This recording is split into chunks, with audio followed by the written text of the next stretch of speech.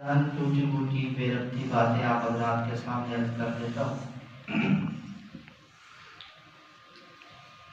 ربیع الاول کا مقدس مہینہ چل رہا ہے۔ ماہ ربیع الاول کی نسبت رسالت مآب صلی اللہ علیہ وآلہ وسلم کے ساتھ ہے۔ جب بھی ربیع الاول کا مہینہ آتا ہے تو ہر طرف امت مسلمہ اپنے اپنے انداز کے ساتھ، طریقے کے ساتھ پیغمبر صلی اللہ علیہ وآلہ وسلم سے محبت اور عقیدت کا اظہار کرتی ہے۔ لیکن چونکہ ہم مسلمان ہیں اور اللہ تبارک و تعالیٰ کا بہت بڑا انعام اور احسان ہے کہ اللہ نے مجھے اور آپ کو نبی آخر الزمان کی امت سے اٹھایا۔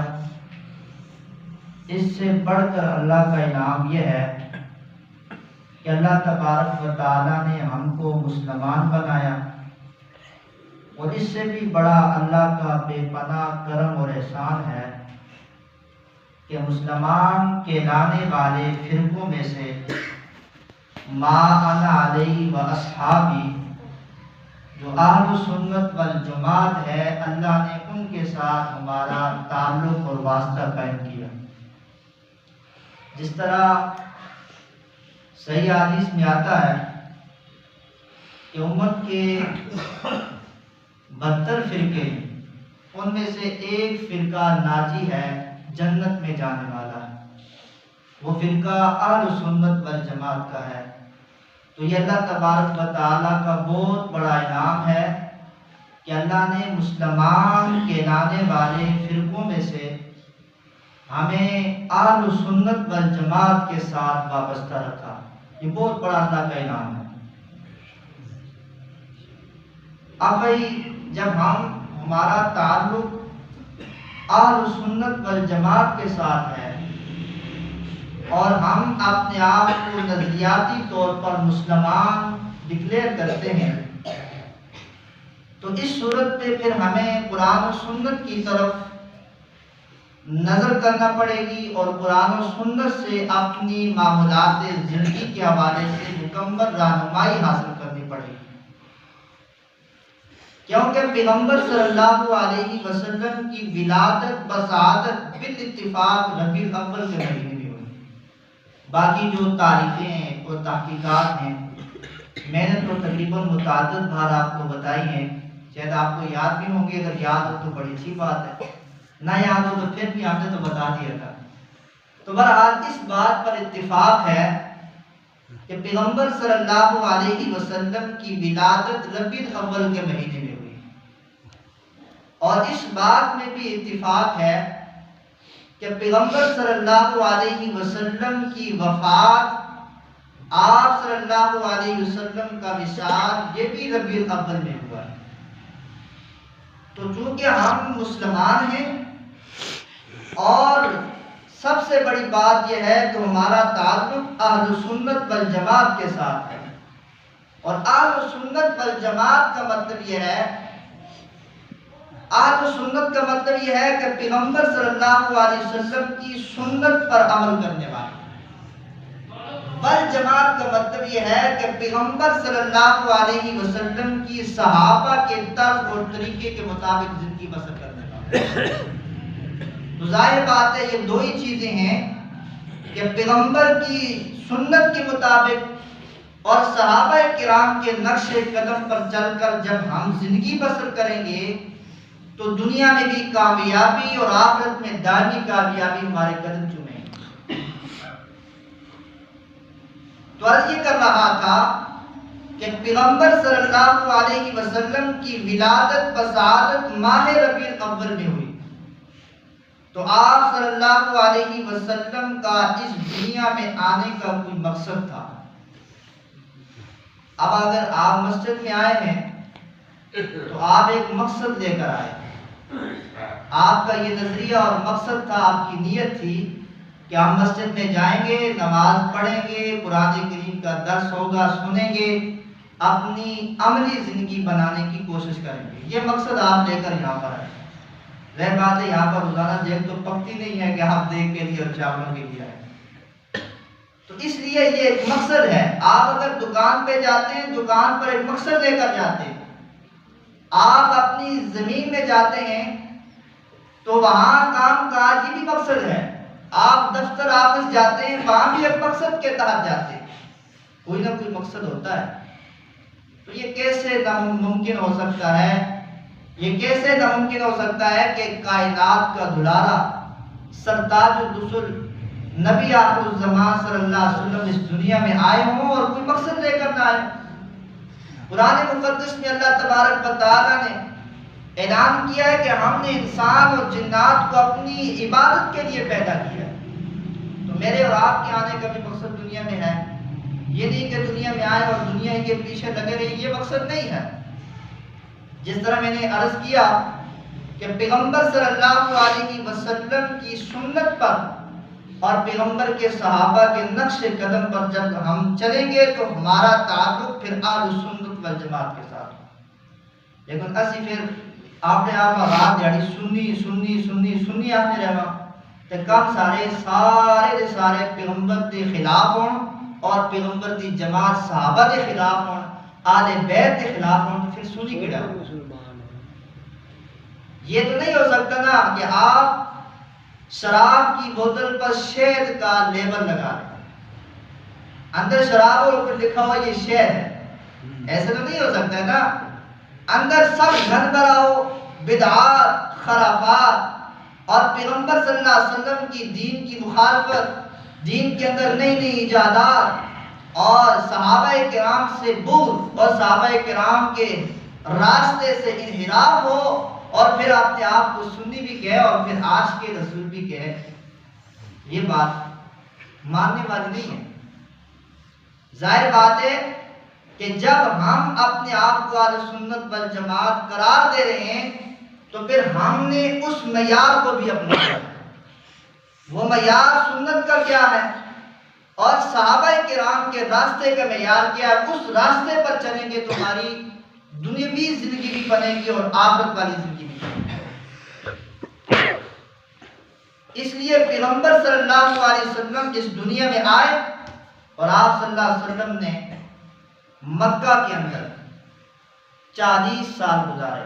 یہ 40 سال وہ ہیں کہ آپ کو اللہ تبارک و تعالیٰ نے ابھی تک نبوت سے سرفراز نہیں کیا تھا. اور 40 سال کا عرصہ کوئی چھوٹا عرصہ نہیں ہے، بہت بڑا عرصہ ہے. جنہیں بزرگ جو ہے نا 40 تو یا 50 تو ٹپے پہ نہ پوچھو بھائی کتنا عرصہ ہے. اب تو ہر بندہ کوشش کرتا ہے کہ 20 سال یا 100 سال مجھے اور مل جائے اور زندہ رہیں، موت قریب آئے نہیں. تو بہرحال یہ اللہ کا ایک قانون ہے اور ضابطہ ہے، جو آتا ہے اس نے جانا ہی جانا ہے. ممکن ہے کوئی جلدی چلا جاتا ہے، کوئی لیٹ چلا جاتا ہے، یہ سب اللہ تبارک و تعالیٰ کے علم. تو 40 سال پیغمبر صلی اللہ علیہ وسلم نے مکہ والوں کے درمیان گزارے اور ان 40 سالوں میں آپ صلی اللہ علیہ وسلم نے بازار کا بھی چکر لگایا، لوگوں کے ساتھ بیٹھے بھی، معاملات کیے. پیغمبر صلی اللہ علیہ وسلم نے لوگوں کی عیادت کی، بیٹھے، آگے پیچھے گئے، تعلقات قائم کیے، معاملات لوگوں کے ساتھ کیے. ہم تو ایک ہفتے بھی اگر 30 سال معاملات کریں تو اگلے دن جو ہے نا ہمارے معاملات خراب ہو جاتے ہیں. 40 سال کے بعد پیغمبر صلی اللہ علیہ وسلم کو جب اللہ نے نبوت سے سرفراز فرمایا نا تو آپ کوئی صفا پر گئے اور وہاں پر مکہ والوں کو اکٹھا کیا. باقی تفصیلات آپ سب جانتے سنتے رہتے ہیں، اکثر میں نے بھی ٹیم بیان کی، ساری وہی باتیں بہرحال مذاکرہ کر رہے ہیں تھوڑا ہوتا. تو آپ صلی اللہ علیہ وسلم نے 40 سال کے بعد مکہ والوں کو جمع کیا اور وہاں پر ان سے پوچھا. بخاری اور دیگر متعدد مسند احمد جیسی متعدد کتب کے اندر مختلف الفاظ آتے ہیں کہ اللہ کے پیغمبر صلی اللہ علیہ وسلم نے فرمایا هل وجدتمونی ام صادقا ام کاذبا، کہ میں نے آپ کے اندر 40 سال گزارے ہیں، مکہ والوں مجھے بتاؤ میرا کردار اور میرا کریکٹر کیا تھا. یہاں پر ایک بات ذہن میں رکھنا، جو نبی ہوتا ہے نا، نبی اس کی ذات بھی پاک ہوتی ہے، بے عیب ہوتی ہے، اور نبی کی بات بھی پاک ہوتی ہے اور بے عیب ہوتی ہے۔ جو نبی کی ذات کا منکر ہوتا ہے وہ بھی بے ایمان اور کائنات کا بدترین کافر ہوتا ہے، اور جو نبی کی بات کا منکر بنتا ہے وہ بھی کائنات کا بدترین کافر بنتا ہے۔ اس لیے جس طرح ہمارا تعلق، چونکہ ہم ختم نبوت کے قائل ہیں، یہی ہمارا عقیدہ ختم نبوت بھی ہے کہ پیغمبر صلی اللہ علیہ وسلم کی ذات کے بعد قیامت تک کے لیے کوئی نبی نہیں آئے گا۔ آپ صلی اللہ علیہ وسلم آخری نبی ہیں اور مہر لگ گئی ہے، اب نبوت کا سلسلہ ختم ہو چکا ہے۔ لہذا جو بھی پیغمبر صلی اللہ علیہ وسلم کے بعد نبوت کا دعویٰ کرے گا وہ جھوٹا کذاب دجال تو ہو سکتا ہے لیکن نبی نہیں ہو سکتا۔ یہاں تک سراج الامہ امام اعظم ابو حنیفہ رحمۃ اللہ علیہ کا فرمان شاید پہلے بھی سنایا ہو۔ امام اعظم ابو حنیفہ رحمۃ اللہ علیہ فرماتے ہیں کہ جو بندہ نبوت کا دعویٰ کرے اور کوئی دوسرا بندہ اس سے کہے کہ بھائی تو نبی ہے، بتا تیرے پاس دلیل کیا ہے، دلیل مانگنے کی وجہ سے وہ بندہ مرتد اور کافر ہو جاتا ہے۔ ہمارا نظریہ تو یہ الحمدللہ۔ تو اس لیے پیغمبر صلی اللہ علیہ وسلم نے سب سے پہلے اپنی ذات مکہ والوں کے سامنے رکھی، اور مکہ والوں نے بیک زباں ہو کر کہا جربنا کا مرارا، کہ ہم نے آپ کو ایک بار نہیں، دو بار نہیں، بار آزمایا۔ جربنا کا مرارا، متعدد بار پیغمبر ہم نے آپ کو آزمایا۔ ما وجدنا کا الا صدقا، پیغمبر ہم نے آپ کو سراپا صداقت پایا۔ یہ پیغمبر نے اپنی ذات پیش کی، اور پیغمبر کی ذات کے ساتھ مکہ کے کافروں کو، ابو جہل اینڈ کمپنی کو بھی کوئی دشمنی نہیں۔ ساتھ میں پارے میں تو تفصیلات آتی ہیں، ابو جہل تو اپنے طور پر بھی پیغمبر صلی اللہ علیہ وسلم کے سامنے یہ عرض کر بیٹھا ہے کہ پیغمبر تیری ذات سے ہمیں کوئی سروکار نہیں ہے، تیری بات سے ہمیں سروکار ہے، کیونکہ پیغمبر صلی اللہ علیہ وسلم جو کال لے کر آئے ہیں، جو مقصد لے کر آئے، جو میسج اور پیغام لے کر آئے، اس پیغام اور میسج کی وجہ سے ان کی دکانداری بند ہو گئی۔ تو اس دکانداری بند ہونے کی وجہ سے باوجود انہوں نے اقرار بھی کیا کہ ہم یہ مانتے ہیں کہ آپ اللہ کے پیغمبر ہیں اور سچے نبی ہیں، لیکن اس کے باوجود اپنی پیٹ کی خاطر، دنیا داری کی خاطر، دکانداری کی خاطر پیغمبر صلی اللہ علیہ وسلم کی بات کو جھٹلایا۔ تو بہرحال 40 سال کا بہت بڑا عرصہ ہے، اور پیغمبر صلی اللہ علیہ وسلم نے 40 سال جب گزارے نا، تو 40 سال میں ان لوگوں نے یہ آپ کی ایمانت، دیانت، صداقت، ہر چیز کی صفائی بیان کی۔ اور وہ اکثر آپ سنتے رہتے ہیں بیانات میں بھی آگے پیچھے، چونکہ اب میلاد تو آپ کو میرے خیال سے گزر گیا ہے، پتہ چلے مجھے۔ ویسے تو یہ 12 ربیع الاول کا جو مرکزی میلاد ہوتا ہے اس سے بعد ہوتا ہے، جب بھی میں ادھر ہوتا تھا، اب تو اس مرتبہ مزید تبدیلی آ گئی، پہلے ہوئے ہیں۔ تو آپ میلاد کے موقع پر یہ سنتے رہتے ہیں کہ جو بندہ پیغمبر صلی اللہ علیہ وسلم کی ولادت پر جس نے خوشی منائی تھی، سب سے پہلا میلادی ابو لہب۔ بڑے لمبے چوڑے قصے اور کہانیاں لوگ بیان کرتے ہیں کہ ابو لہب کو جب پتہ چلا کہ پیغمبر صلی اللہ علیہ وسلم کی ولادت ہوئی ہے، اور جس باندی نے، جس لونڈی نے آ کر پیغمبر صلی اللہ علیہ وسلم کی ولادت کی خوشخبری دی، تو ابو لہب نے باعث کو اس کا عذاب کیا۔ تو کہتے ہیں کہ بخاری میں لکھا ہوا ہے، حالانکہ بخاری میں یہ چیز نہیں ہے، البتہ بعد بخاری کے حواشی کے اندر لکھا ہے، جو حواشی ہوتے ہیں وہ نیچے لوگوں کی باتیں ہوتی ہیں، علماء کی باتیں ہوتی ہیں، وہ ایک واقعہ لکھا ہے، لیکن وہ واقعہ بھی زمانہ جاہلیت کا ہے، حضرت عباس کا واقعہ ہے، اور وہ زمانہ جاہلیت، اس وقت حضرت عباس اسلام یہ کرنے والی چیز تھی نہیں تھی، اس وقت وہ کیا آیا تھا، وہ خواب آیا تھا کہ وہ اس کی اس انگلی کے ساتھ ایسے کیا تھا نا، تو اس کو ابھی وہ باقی جہنم میں ہے، لیکن اس انگلی سے دودھ بھی نکل رہا ہے، وہ جوس پی رہا ہے، وہاں ٹھنڈک بھی محسوس ہو رہی ہے۔ اس لیے کچھ بھی کی کرو میلاد مناؤ، یہ پتہ سارا بد کی میلاد منانے تو جہنم میں ویسے ہی نہیں۔ حضرت چلے بھی گیا تھا، پھر شیخ عبدالقادر جیلانی 2.5 کلابہ پا گئے تھے، کاٹ کے دوسری سکتے۔ یہ ہمارا کیا معاشرے کے اندر لوگوں کا ایمان ہے، اور یہ ایمانی لیول ہے ہمارا۔ حالانکہ ہم نے کلمہ پیغمبر کا پڑھا ہے اور اس میں بے ادبی نہیں ہے، اور اولیاء کرام سے محبت یہ ایمان کا حصہ ہے، صحابہ کرام سے محبت یہ ایمان کا حصہ ہے، لیکن اولیاء کی محبت کو آڑے لا کر دین کا حلیہ بگاڑنا، اس کی قطعاً شریعت اجازت نہیں دیتی۔ جو اولیاء کرام سے محبت نہیں کرتا، صحیح حدیث سے اللہ کے پیغمبر صلی اللہ علیہ وسلم آیا اللہ اور اس کے رسول کی اس کے خلاف جنگ ہے۔ کتنی بڑی بات ہے، کتنا بڑا مقام بیان کیا ہے، لیکن اللہ تبارک و تعالیٰ نے جو دین اور پیغمبر نے جو دین ہمیں دیا ہے اس کا معیار ہے۔ اب پیغمبر سے محبت ہر مسلمان کو ہے، یہ ہو ہی نہیں سکتا ہے، لیکن اب معیار الگ الگ ہم نے بنایا ہوا، معیار اپنا اپنا بنایا ہوا ہے۔ اب کامیابی کیا ہے کہ ہم وہ معیار پیغمبر صلی اللہ علیہ وسلم کی شریعت کے مطابق دیکھیں گے۔ وہ کیسا معیار ہونا چاہیے؟ میں نے آپ قرآن کریم کی ایک آیت مبارکہ ابتدا میں پڑھی ہے، فرمایا ما آتاکم الرسول فخذوہ وما نہاکم عنہ فانتہوا، کہ میرا پیغمبر جس بات کا تمہیں حکم دے اس پر عمل کر لو، اور میرا پیغمبر جس بات سے تمہیں منع کرے اس سے باز آ جاؤ۔ یہی کیا ہے؟ اطاعت ہے، اور یہی محبت کا معیار ہے۔ تو اس لیے پیغمبر صلی اللہ علیہ وسلم کے لائے ہوئے دین پر چلنا، اور آپ صلی اللہ علیہ وسلم کا اس دنیا میں آنے کا مقصد ہی یہی ہے۔ تو وہ میں عرض کر رہا تھا کہ 40 سال کے بعد جب پیغمبر نے اپنی ذات پیش کی نا، تو سب نے کہا واہ واہ کیا ذات تھی، آپ کا کیا کردار تھا، آپ کے کردار کو آئیڈیل نمونہ قرار دیا ہم لوگوں نے۔ جب کہا نا قولوا لا الہ الا اللہ تفلحون، اے لوگوں لا الہ الا اللہ پڑھ لو کامیاب ہو جاؤ گے، کیونکہ وہ عربی دان تھے، ان کو پتا تھا، ابو جہل کو بھی پتا تھا، ابو لہب کو بھی پتا تھا۔ ہماری طرح کے لوگ نہیں تھے کہ کوئی الہ نہیں جس کی کوئی عبادت کے لائق نہیں ہے، یہ معنی ان کو نہیں آتا تھا۔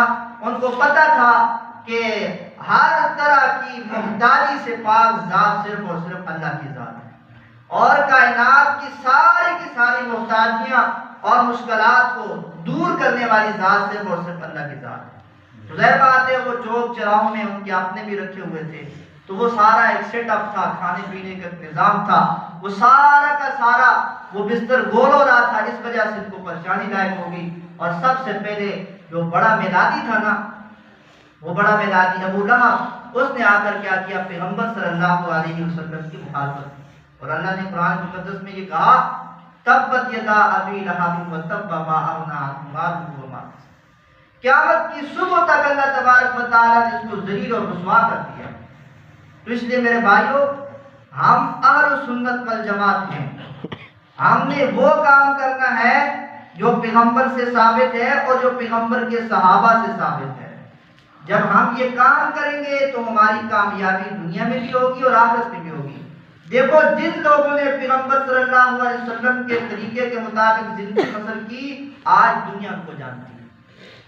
پیغمبر صلی اللہ علیہ وسلم نے کوہ صفا پر جس پیغام اور جس میسج کا اعلان کیا تھا نا، تو اس میسج کو قبول کرنے والے حضرت ابوبکر صدیق، حضرت عمر، حضرت عثمان، حضرت علی المرتضیٰ رضی اللہ تعالی عنہم، یہ صحابہ کرام تھے۔ آج بھی ہم اپنی اولاد کے نام ان کے ناموں پر رکھتے ہیں۔ کسی نے رکھا ہے ابو جہل، ابو لہب، عتبہ، شیبہ؟ یہ وہ بے ایمان تھے جنہوں نے پیغمبر صلی اللہ علیہ وسلم کی ولادت بسعادت پر خوشی تو منائی تھی، خوشی کا اظہار تو کیا تھا، لیکن پیغمبر صلی اللہ علیہ وسلم جس مقصد کے لیے اور جو پیغام اور جو کار لے کر آئے تھے، اس میسج اس پیغام سے ٹکراؤ پیدا کیا اور انہوں نے ٹکر لی۔ اللہ تبارک و تعالی نے دنیا میں بھی ان کو ہمیشہ کے لیے ذلیل اور رسوا کر دیا، اور آخرت میں بھی ہمیشہ کے لیے ذلیل اور رسوا رہے گی۔ اس لیے ہماری کامیابی اللہ تبارک و تعالیٰ کے پیغمبر صلی اللہ علیہ وسلم کے دین پر چلنے پر ہے، اور ہماری ابدی کامیابی یہی ہے کہ ہم پیغمبر کا طریقہ اور صحابہ کے طریقے کو اپنا لیں۔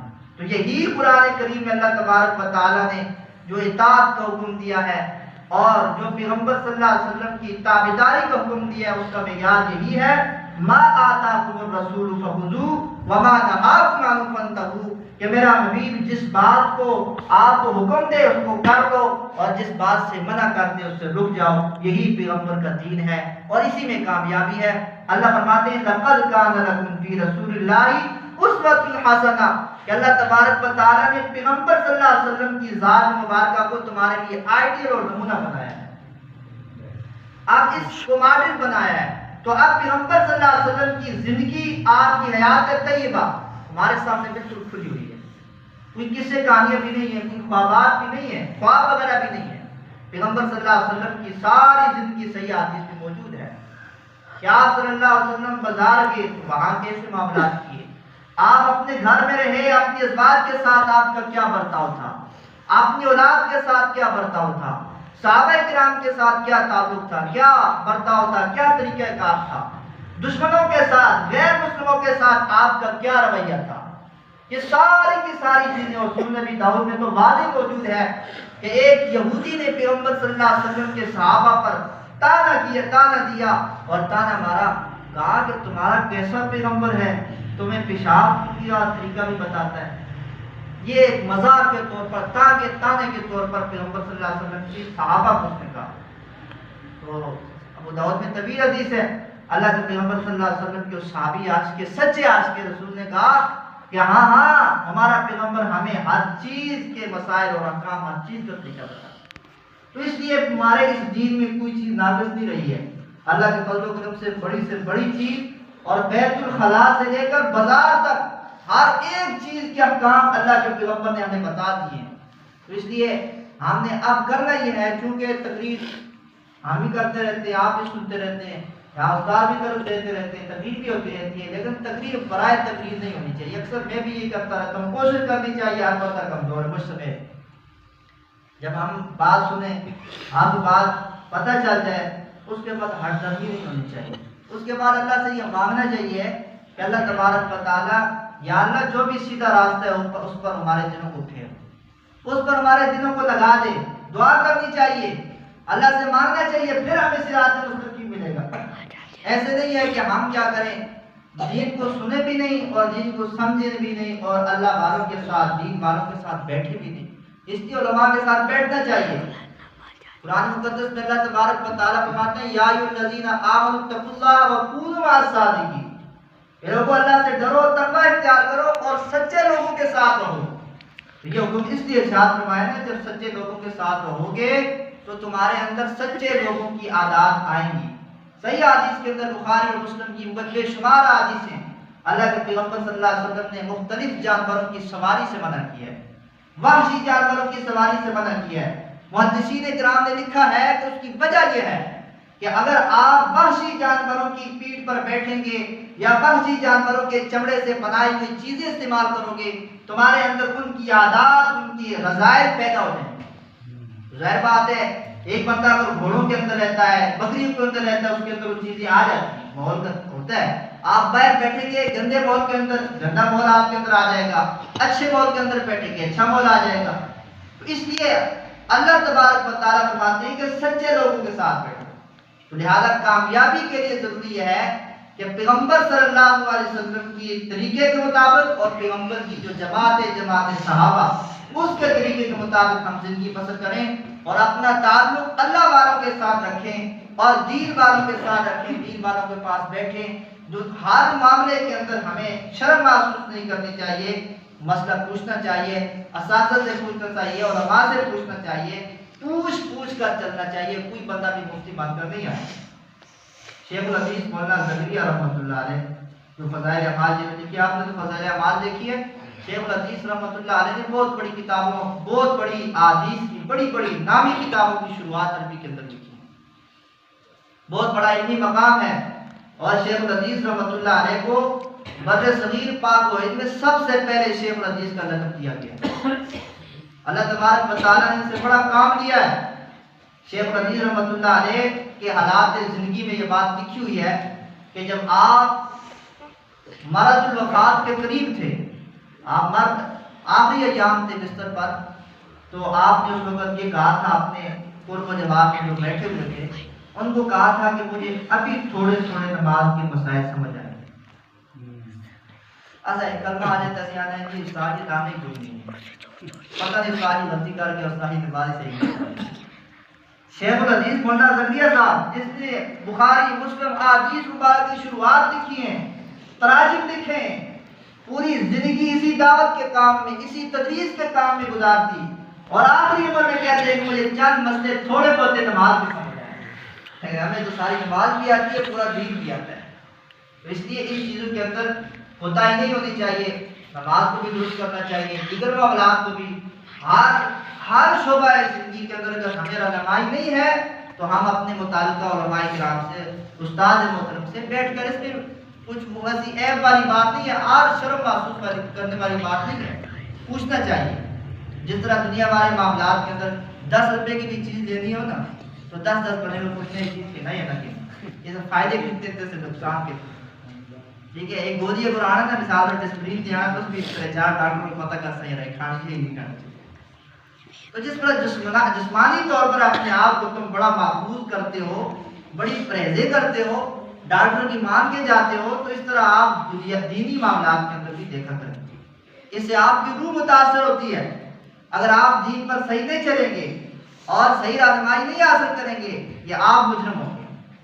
ظاہر بات ہے کچھ چیزیں بندہ یاد ہوتا ہے، انسان ہوتا ہے، بیان کرنے والا بیان کر دیتا ہے، اور کچھ چیزیں ایسی ہوتی ہیں جو پیش نہیں آتی ہیں، ذہن میں بھی نہیں ہوتی ہیں، ہر چیز بیان بھی نہیں کی جا سکتی۔ تو اس لیے ان چیزوں کو سمجھ کر ہم نے دین پر عمل کرنا ہے۔ تو پیغمبر صلی اللہ علیہ وسلم کی محبت کا معیار جو ہے وہ یہی ہے کہ پیغمبر صلی اللہ علیہ وسلم کی سنت کے مطابق زندگی بسر کی جائے، اور پیغمبر صلی اللہ علیہ وسلم کے صحابہ کے نقش قدم پر چل کر زندگی بسر کی جائے، یہی معیار ہے۔ یہ معیار نہیں ہے جو آج کل ہم نے اپنے پاس سے بنا۔ باقی دیکھو جو بھی محبت پر جو کام کرتے ہیں اس کا معاملہ اللہ کا معاملہ، ہمارا کام صرف دعوت دینا ہے۔ 1.25 انبیاء کرام آئے، حضرت آدم تا عیسیٰ، اور بالآخر نبی آخر الزمان صلی اللہ علیہ وسلم تشریف لائے، سب نے دعوت دی ہے، منوایا کسی نے بھی نہیں ہے۔ حضرت نوح علیہ السلام کی صرف اور صرف دعوت والی جو زندگی ہے وہ 950 سال 20ویں پارے میں اللہ نے بیان کی، اور 950 سال یہ دعوت والی زندگی جو قرآن نے بیان کی ہے، باقی تو ہے ہی ہے نا۔ تو 950 سال تک کسی دعوت کو پھیلاتے رہے، پیغام دیتے رہے، ایسی بندے مسلمان۔ اب ناکام تو کوئی نہیں ہے نا، ہم نے دعوت دینی ہے، ہم نے کام کرنا ہے، اپنے رشتہ داروں کے اندر، اپنے اعزا اقارب کے اندر ہم نے یہ دعوت پھیلانی ہے۔ کتنے نبی، ایک حدیث میں آتا ہے ایک ایسا نبی بھی ہوگا جس کا ایک بھی ماننے والا نہیں ہوگا، لیکن اللہ تبارک و تعالیٰ فرمائیں گے یہ بھی کامیاب۔ تو اس لیے بددل نہیں ہونا چاہیے، دل برداشتہ نہیں ہونا چاہیے۔ اگر کوئی بندہ مانتا ہے، نہیں مانتا، کوئی بات نہیں، آپ اچھے انداز کے ساتھ اس کو دعوت دیں، متوجہ کروائیں کہ مسجد ہے اس کو آباد کرو، یہاں پر قرآن کی صدائیں ہوتی ہیں، آؤ اللہ کا قرآن سنو۔